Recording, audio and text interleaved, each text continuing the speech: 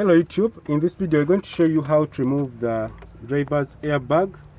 So first of all, remove the screw which was here, and you also have another screw here. The screw is here. You also have another one here, the down one and also the lower one near the OBD2.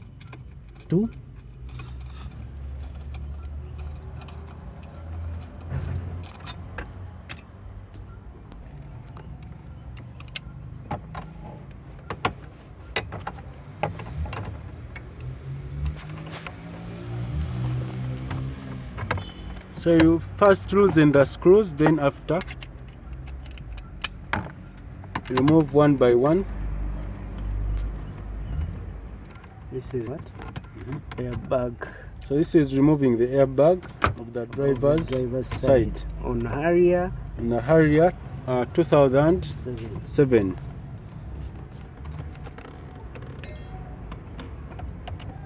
So this is how you can do it in a quick way. So if you follow the steps on how to remove the steering and also the lower covers on the steering and also the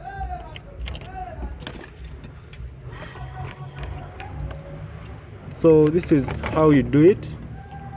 And we have our